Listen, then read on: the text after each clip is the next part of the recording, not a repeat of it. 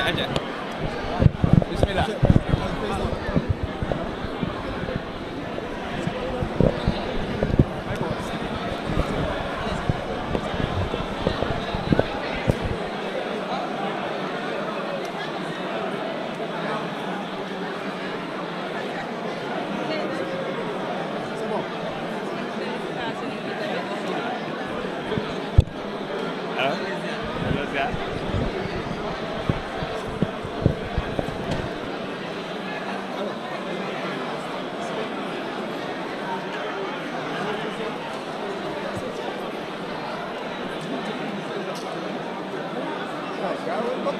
Ah, kii gaaw na de. Acca. Vas-y. En français d'abord parce que on n'est pas dans les conditions d'abord. Wolof rek laay def. Seulement wolof d'accord on y va. Président nga wax ñu seen session unique 2025 2026 ak léegi tey lan la ñu mën a jàpp si wàllum bilan surtout lii au centre français. jërëjëf waa tey dañu ñëwoon ngir ubbi session ordinaire unique 2025 2026 ndax ñëpp xam na ne session bi passé ci conditions yi ñu indee assemblée nekkul woon session bu complète au lieu de 9 mois 7 mois lañ def moins de 7 mois même je dirais waaye terewul ay jéego yu am solo lu mat ñaar fukk ak ñeenti loi wala mu ëpp ko jot nañ ko fi saytu ba voté ko waaye député yi tamit li ñuy wax contrôle de l'action du gouvernement ak yeggal yi mbébétu askan wi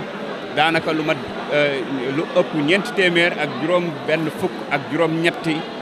laaj ay questions écrites yoo xam ne dëxëñ nañ ko yónnee ko membre du gouvernement bi ñu am ci ay tontu tamit am ci ay avancées sans compter li nga xam ne mooy ñaari session extraordinaire yi waaye liggéey bi ci ëpp solo mooy bi nga xam ne commission yi ñu ngi koy def ci terrain bi ak député yi de façon globale ndax même bi ñu jëlee vacances parlementaires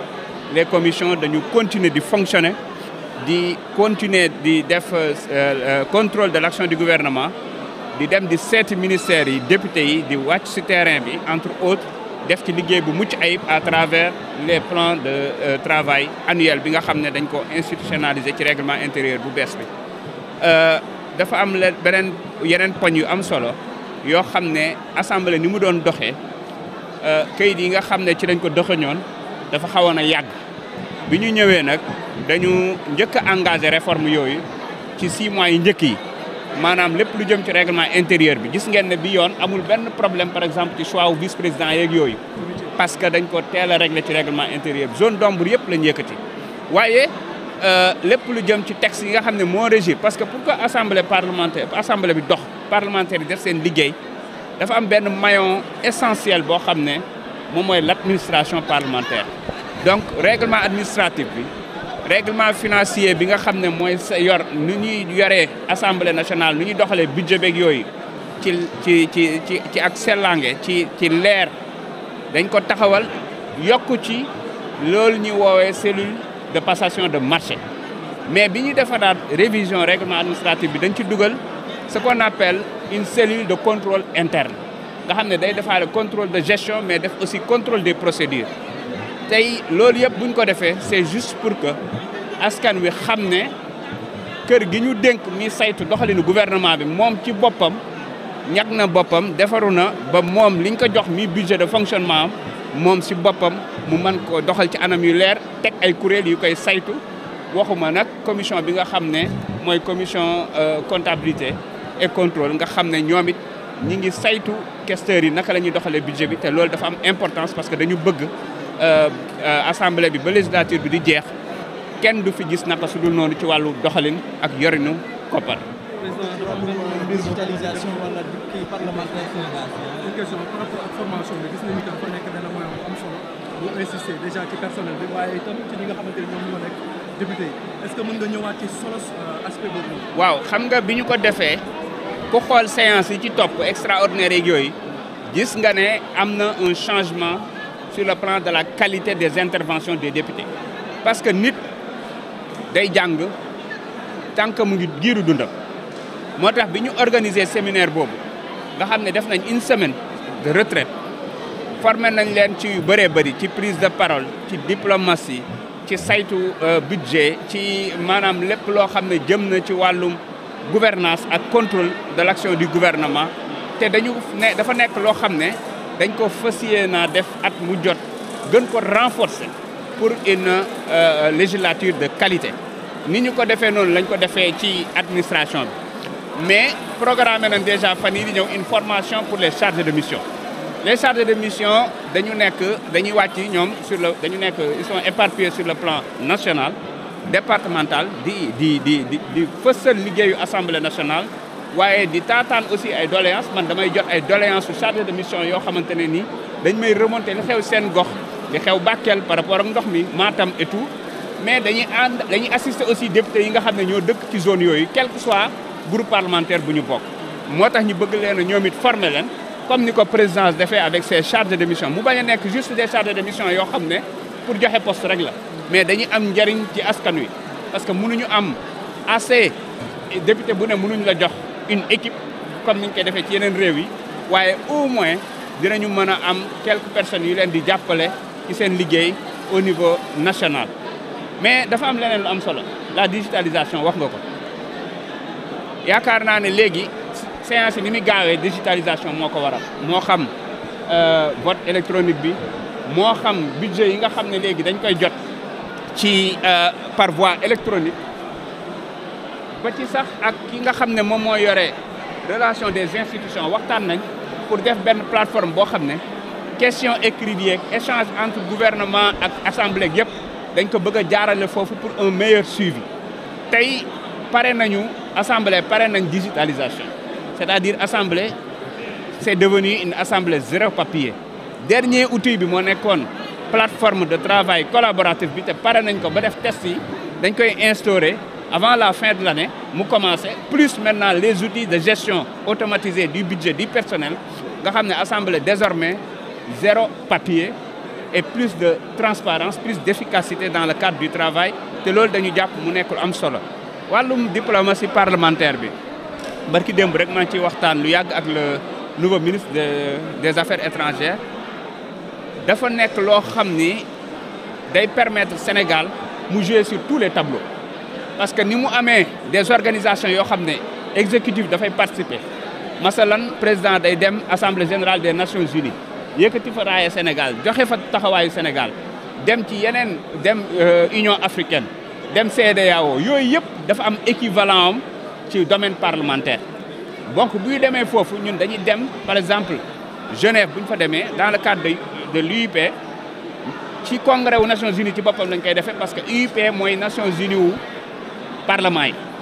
noonu lañ ko amee ci CEDEAO noonu lañ ko amee ci parlement panafricain bi nga xam ne moom moo tolloog Union africaine noonu lañ ko amee ci beaucoup d'autres 8 organisations la de façon globale mais la relation bilatérale nga xam ne dañuy invité aussi ay suñuy naataango ak ay groupe ñuy ñëw Sénégal bu ñu ñëwee dinañ fi bàyyi koom dañuy ñëw ak seen i délégation waaye bu ñu ñëwee dinañu gën a dooleel relation suñu dëkk ak dëkk parce que relation pour mu am doole en marge de li exécutif bi di def il faut que population yi duggante te loolu parlement yi ñoo ko mën a assurer mais il faut aussi ku nekk di inspirer ci sa morom ci say loi ci yenn initiative de loi yi nga xamante ne ni dafay amal impact askan wi ñu koy wax benchmarking te loolu dafa nekk lu amam solo mais ci cadre yëkkati raaya Sénégal organiser nañu ci ay réunion internationale te ñu ngi programmer at mu jot ñu accueillir au moins une réunion internationale parce que Sénégal dafa war a nekk plateforme des forums des rencontres internationales ndax koom lay indi soo jëlee lu mel ni forum Invest bi passé boo jëlee lu mel ni Africa Food System Forum tous les hôtels de Dakar de la région de Dakar et de la région de Thiès étaient pleins sans compter maintenant lépp lu ñu fi bàyyi ci wàllum dépense loolu dafa nekk réew mu mel ni Rwanda ak réew yoo xamante ne nii yu mel ni Kenya ak yooyu ak Éthiopie dañ ko def même un modèle économique genre de tourisme des affaires moo tax ci foofu la ñu jëm ci perspective yooyu encore une fois le groupe parlementaire de PASTEF ñu ngi liggéey ci initiative de loi yu bëree bëri yoo xam ne il fallait que parce que c'est important ñu préciser ko il fallait que parce que c'est PASTEF qui est à la fois à l'exécutif mais aussi au niveau majorité au Parlement donc il fallait que ñu waxtaan xool yan loi mooy dem projet de loi yan loi mooy dem initiative de loi harmoniser ko ba nga xam ne bu ñu commencé exécutif day proposer waaye tamit groupe parlementaire bi day proposer beaucoup d'initiatives de loi yoo xam ne ñoom liggéey nañ ci te incha allah rabbi di ngeen ko commencé gis ci législature bi ñu nekk ak yeneen donc ci sans. la ouverture bi ngeen ubbi tey jii ñu si suñu ubbi tey ci yenn kenn lay taxawee yaa ngi naan consolidation innovation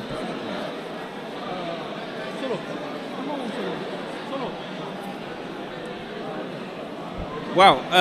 xam nga dafa am solo yaakaar naa ne annoncé nañ la couleur ci bii passé il fallait que ñu def les réformes qu'il faut pour que assemblée mën a liggéey ci efficacité ci transparence ci rigueur réforme yooyu daanaka 80 wala 90% yi pare na je donne un exemple ci cadre réforme yooyu lañ installé ce qu'on appelle un comité permanent de suivi évaluation des politiques publiques parce que bu njëkk amul woon ba ak méthodologie bi parce que assemblée musul jouer rôle boobu depuis 2016 te rôle boobu moom moo ñuy fanqal lépp lu jëm ci wàllum grand projet yi nga xam ne day am ay corruption day am naka su dul noonu wala day nekk sax ay projet yoo xam ne du am impact bi war ci population bi désormais nous allons recevoir les projets et programmes prioritaires de l'État commission boobu jël ko comme ni ko yeneen réew yi on s'est inspiré des pays comme la France et autres daal di koy jël nga xam ne c'est composé d'une trentaine de membres que des députés daal di koy jël saytu ko di ko topp di wàcc ci terrain bi di suivre l'impact réel de ces grands projets yi nga xam ne par exemple exécutif mu ngi koy waaj a lancer ak yi nga xam ne ñoo nekk en cours donc toutes ces choses là feront que Assemblée nationale dinañu am bien sûr dinañu jàppale gouvernement bi ci loi yi mu bëgg a voter yëpp parce que bëri na ay loi yu ñu bëgg a voter ci cadre réforme yi ñu nekk di def te pareegul mais dinañ jël ay initiative de loi yoo xam ne dañ ko boole woon ci suñu programme bi ñuy laaj réew mi mu nekk ci projet PASTEF nga xam ne liggéey bi ci war groupe parlementaire bi ñu ngi koy def ak le bureau de PASTEF mais dinañu aussi fexe ba gën a yëkkati raaye Sénégal sur le plan international inspiré wu ci lañ fay def fexe ba def la domestication de par exemple toutes les lois yi nga xam ne jël nañ ko sur le plan de l'Union africaine entre autres nga xam ne moo ñu dajale woon Afrique du Sud récemment et tout ça permettra quand même que assemblée wane beneen xar-xam tey attractivité bi assemblée am c'est parce que askan wi ñi ngi ciy gis seen bopp chaîne parlementaire bi nga xam ne proposition de loi bi pare na te dinañu ko voter balaa fin de l'année chaîne parlementaire boobu dina gën a matérialiser l'accès à l'information mais dina gën a jegele aussi li nga xam ne moom mooy assemblée nationale ak population yi donc il y a beaucoup de perspectives yoo xamante ne nii ñu ngi ñëw incha allah rabbi te jàpp naa ne askan wi dinañu gën a yëg seen bopp ci doxalinu assemblée nationale. waaye je pense que wax naa ko ci sama discours. waaw wax naa ko ci sama discours octobre rose am na solo c'est vrai. moo tax tey ngeen gis assemblée nekk pratiquement une assemblée rose si je peux le dire ainsi parce que tout simplement xam nañu fléau boobu li mu nekk di ko def ci askan wi sànq benn am na ko ne ma novembre rose war na am parce que cancer prostate ak yooyu tamit mi ngi sonal góor ñi mais sensibilisation ak dépistage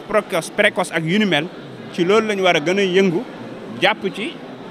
assemblée nationale dina ci gën a jàpp encore une fois dinañu recevoir l'ISCA donte ñu ngi leen di jàppale sax